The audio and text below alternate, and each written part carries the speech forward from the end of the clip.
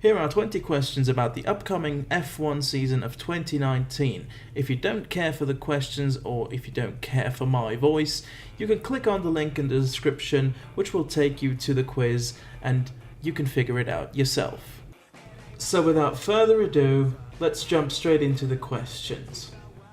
Now I should note that I won't be answering the questions myself because I haven't yet actually done it. We'll just go through each of the questions and I'll explain something about the questions. And for this question here, question 1, how many races will the Honda engine win? That includes both of the Toro Rosso team and the Red Bull team. How many races will they win in total throughout the whole season? Question number 2, will the Renault team score a podium? That means will Nico Hülkenberg or Daniel Ricciardo be classified as third or better at the end of a race? Question number 3, who will have the best qualifying record against their teammate?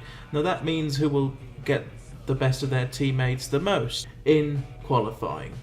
Question number 4, what will the highest amount of DNFs in a single Grand Prix be? That means how many cars will not finish the race. Question number 5, how many teams will score a podium finish in a race? There's nothing really to explain there. Question number 6, how many races will Charles Leclerc win? He has been promoted to Ferrari and this is his first year in the red. So how many races can he win? Question number 7, who will win the Monaco Grand Prix? Again, nothing to explain. Question number 8, who will score more points, Alfa Romeo or Renault? Now this is just about the Constructors' Championship points, not the drivers. Question number 9, who will be the most penalised driver? Just driver error penalties count for this one. So for example, a gearbox penalty will not come into play here. Question number 10, how many races without a Mercedes-AMG Petronas driver on the podium will there be? That means how many races without Lewis Hamilton or Valtteri Bottas on the podium will there be? There haven't been much in the past few years. Question number 11, will all teams score at least 1 point? Now this again concerns the Constructors' Championship points, not the drivers. Question number 12, who will be the first driver to retire from a race? The first driver to DNF. That means if someone crashes in the first corner in Australia, he will be the one asked for in this question. Should all 20 drivers go through the race in Australia without any problems? The next race, which would be the Bahrain Grand Prix, I believe, would count for this question as well. Question number 13.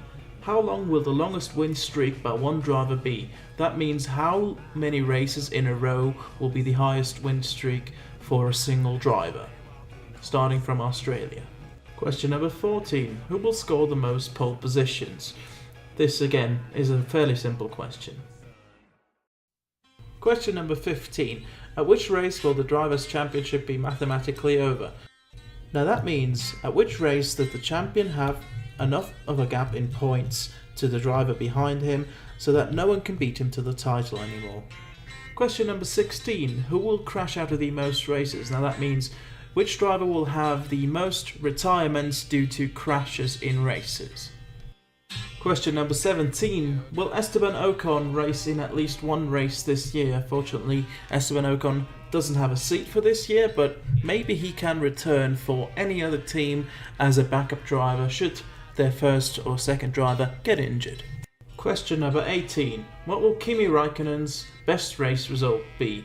Kimi switched from Ferrari to Alfa Romeo and will probably not score as many podiums this year as he did last year. But what will his best result be? Question number 19. Who will win the World Drivers' Championship? This is an easy question. Who will be the world champion at the end? Question number 20. Now pay attention here. Which teams will rank 3rd, 4th and 5th in the World Constructors' Championship? The first two I think are set with Ferrari and Mercedes, but who will finish behind them? Now this is a question that has been very boring last year because literally everyone said Mercedes, Ferrari and Red Bull. This year I decided to switch it up a bit by asking who will finish 3rd, 4th and 5th. I have another tiebreaker question this year. How many points will the World Constructors Champion score? So the link is in the description, and I'll put it on the screen right now actually. But thank you very much for answering the questions, and see you at the end of the year to find out if you were right or wrong. Thanks for watching.